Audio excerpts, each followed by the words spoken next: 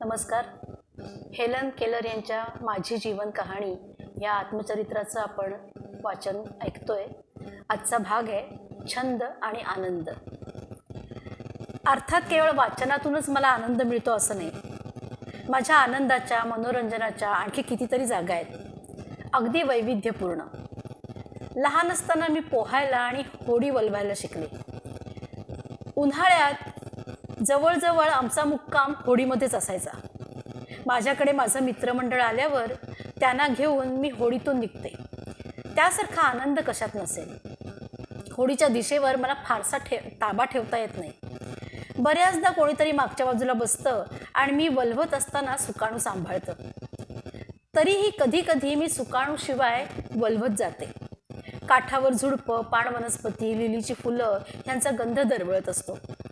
तो गंध आजमावत वल्हवत जायला मला खूप मजा येते. चांबड्याचे पट्टे बांधलेली वल्ही मी वापरते, त्यामुळे ती जागच्या जागी राहतात. पाण्याच्या जोरावरून मला वल्ह्याची स्थिती कळते. त्याच पद्धतीनं आपण प्रवाहाविरुद्ध वल्हवत जात आहोत हेही मला पाण्याच्या जोरावरून सांगता येतं. वारा आणि लाटांशी टक्कर द्यायला मला आवडतं. आपली इच्छा आणि शक्ती यांच्या तालावर या हट्टी होडीला काबूत ठेवण्यासारखा दुसरा आनंद नाही. चमकत्या नासऱ्या लाटांवरून होडी अलगदपणे पुढे जात राहते, तेव्हा पाण्याचा लयदार उद्दाम झपाटा जाणवतो. मला पडवातून जायलाही फार आवडतं, विशेषतः चांदण्या रात्री.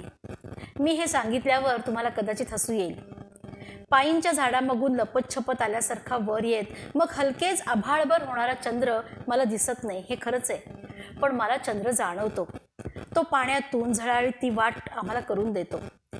पडावातल्या उशांवर रेलत मी हळूच पाण्यातून हात फिरवते, तेव्हा पाण्यात भिजलेल्या त्याच्या चंदेरी वस्त्राचं शांत तेज हाताना जाणवतं. चंद्र आपल्याच डौलात पुढे जात असतो.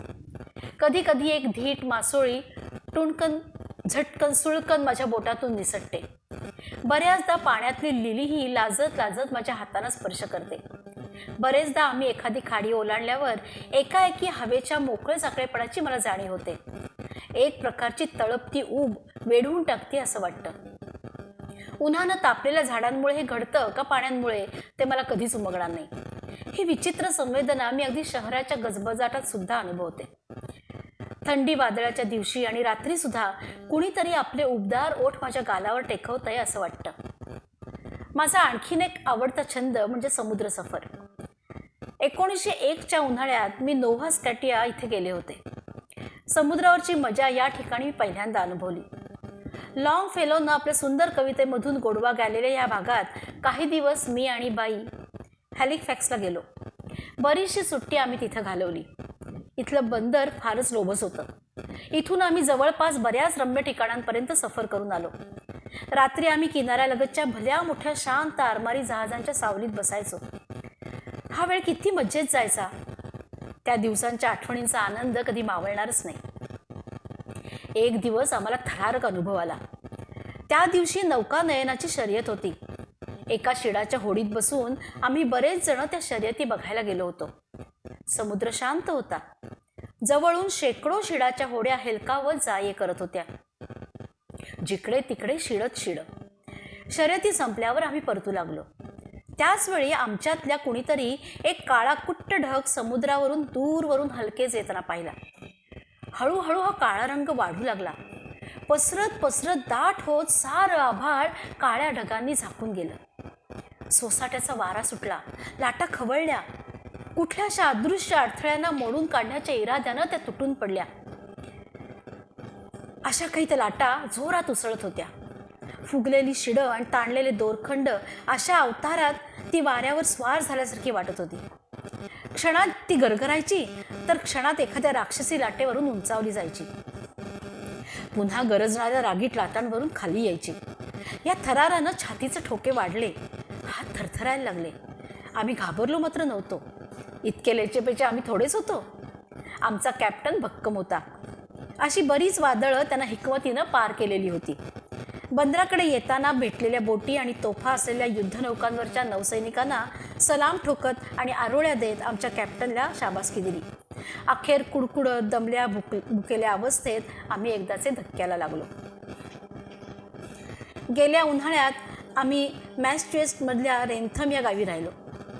अतिशय मोहक गाव, एका शांत कोपऱ्यामध्ये वसलेलं. माझ्या सुखदुःखांच्या बहुतेक आठवणी तिथे जुळलेल्या आहेत.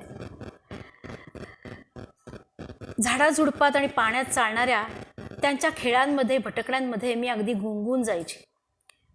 त्या छोट्यांची बडबड, मी वनदेवतेच्या लबाड अस्वलांच्या अशा गोष्टी सांगितल्यावर त्यांना होणारा आनंद, ते सगळं मला आठवलं ना की मन प्रसन्न होतं. चेंबरलेन ह्यांनी मला झाडांची, फुलांची अनेक गुपितं सांगितली. मग मला जसा ओकच्या झाडांमधून वाहणाऱ्या जीवनरसाचा खळखळाट ऐकू येऊ लागला. पानापानांवर चमकणारे उन्हाचे कवडसे दिसू लागले. आदिम काळापासून अनुभवत आलेल्या माणसाच्या भावना, कल्पना जाणून घेण्याची क्षमता प्रत्येकाला लाभलेली असते असं मला वाटतं. प्रत्येकाच्या नेणिवेत अंध शेती आणि गुरगुरणारं पाणी यांच्या स्मृती खोलवर दडलेल्या असतात. अंधत्व किंवा बहिरेपण, पिढ्यानपिढ्या चालत आलेली ही देणगी हिरावून घेऊ शकत नाही. ही अनुवंशिक देणगी म्हणजे एक प्रकारचं 6वं इंद्रियच. बघण्याच्या, ऐकण्याच्या, जाणवण्याच्या संवेदना एकवटलेली एक आत्मिक संवेदना. माझी तिथे खूप झाडांशी मैत्री झाली. त्यातलं एक भव्य ओकचं झाड, तो जसा काही माझा मानबिंदू. झाडांचा राजा म्हणता येईल अशा ह्या झाडाच्या दर्शनासाठी मी माझ्या सगळ्या मित्रांना घेऊन येते. एका छोट्या तळ्याकाठी पाण्यातलं आपलं प्रतिबिंब निरखत हा ओक डौलात उभा असतो. झाडांमधले जाणकार लोक तो वृक्ष 800 ते 1000 वर्ष वयाचा असल्याचं बोलतात. दुसरा वृक्षमित्र म्हणजे पिवळा मोहोर अंगावर मिरवणारं लिंडनचं झाड. एक दिवस दुपारच्या वेळी मोठं वादळ आलं. घराच्या बाजूला काहीतरी कडकडाट झाल्याचं जाणवलं. कोणी सांगण्याच्या आधीच मी ओळखलं की लिंडनचं झाड कोसळलंय. आजवर इतक्या वादळांना तोंड दिलेल्या त्या धीरोदत्त वृक्षाच्या दिशेनं आम्ही धावलो. पण जमीनदोस्त झालेलं ते झाड पाहून माझं काळीज अगदी पिळवटून आलं. याचाच पुढचा भाग उद्या. धन्यवाद.